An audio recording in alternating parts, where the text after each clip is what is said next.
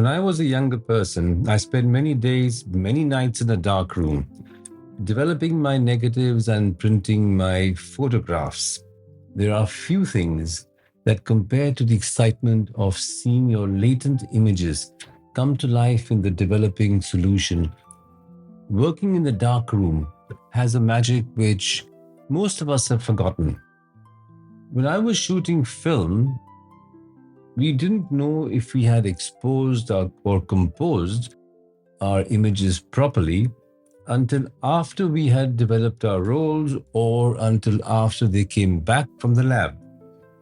And these images, when we photographed using film, we took great care in exposing and composing our images because film is expensive. Today you get instant feedback. You click, check the back of your camera or check your phone, and if the image is okay, you keep it and move on. If it's not okay, you delete it and photograph again. To some extent, it's become very, very easy. I've been to Vaishno Devi in Jammu 2 times.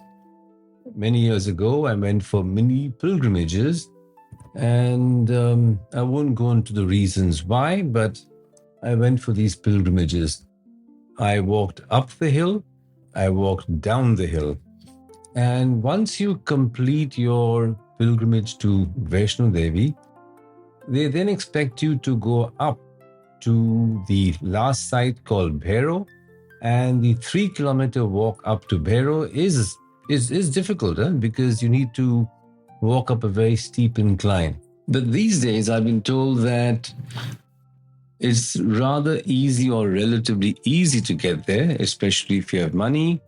The government has arranged helicopter rides, cable cars, and all sorts of things. And there are people who believe that when you make a pilgrimage too easy, it robs the pilgrimage of its sanctity.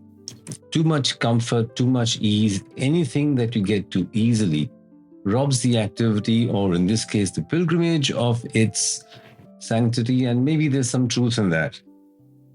Now, until about a week ago, I used the OnePlus 10G Pro, and the phone had a Pro mode. When I switched to the Pro mode, I could control the shutter speed, I could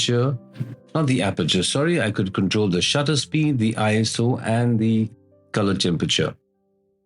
I've switched to the Google Pixel 10 because my research informed me that the Google Pixel cameras or phones produce excellent images. And for the first time in my life, I didn't do any sort of deep research into the phone or what the tools are. And to my horror, I realized or discovered that Google decided I did not need to adjust the shutter speed and the ISO on my phone, but I can adjust the color temperature. The AI engine on my phone performs some of these tasks for me. Now, I agree that when you're using a mobile phone to take photographs, most of the time you're just using, just shooting. It's a point and click process. But if you want to make adjustments, then you need to take the time. I can adjust the temperature, I can adjust the exposure, I can adjust the shadows, but not the shutter speed and not the ISO. In effect, the Google phone says, Mr. Chopra, you are a hopeless idiot. Put your brains to sleep, put them in a cage, and allow me to perform these mundane tasks for you. But if I don't want the phone to perform these mundane tasks, at this point, unless I look for and install an app, I will have to let the phone do or perform these mundane tasks for me.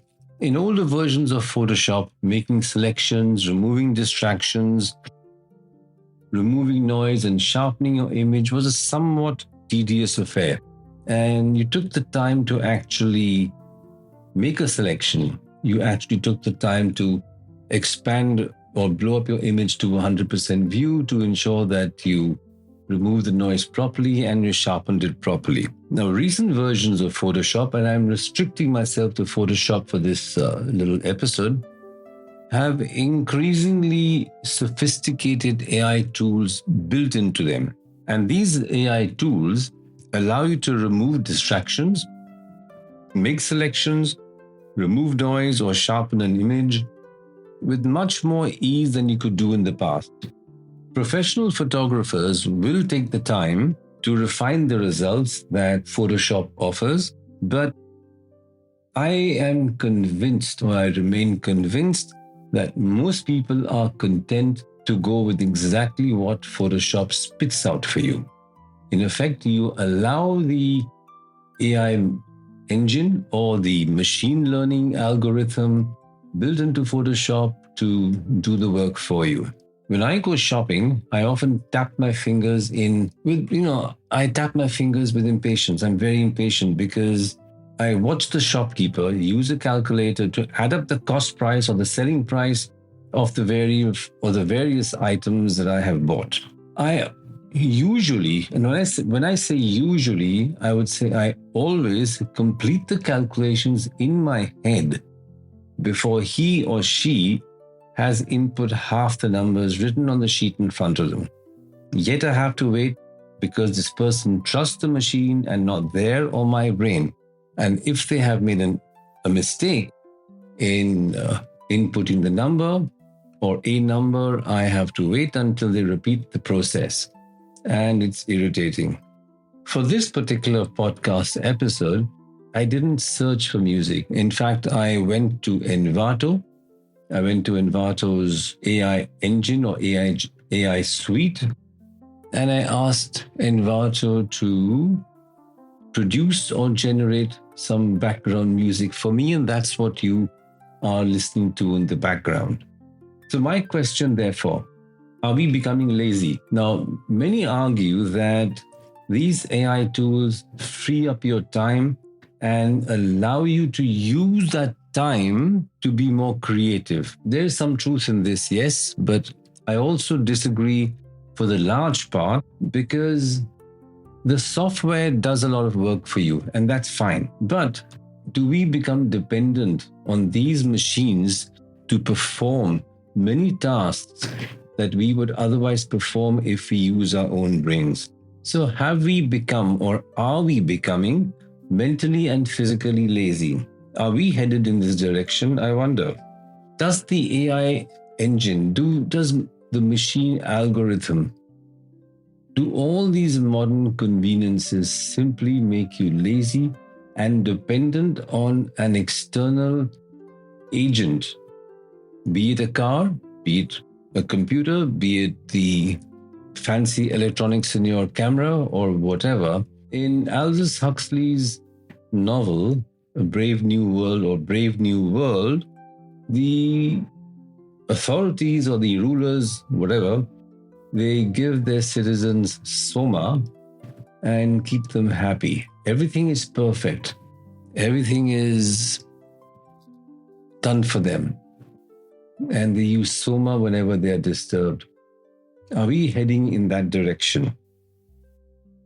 Will we become mass consumers of soma? I don't have the answers. I don't have all the answers. So I welcome your thoughts on this question. I welcome your thoughts. I welcome a discussion on this question. What do you think? Where are we headed? Are we headed towards becoming a mass of brain-dead people reliant on soma? Or will we break free and start to use our brains again and start to use our bodies again and really exult in the freedom of being our own masters or mistresses? Join the conversation. Comment, send me your questions. Share this post if you like it. Share the publication. Do subscribe, and I will see you in the next podcast episode. But in the meanwhile, this is Rajiv Chopra from the Dusty Mike Chronicles saying good night and see you next time.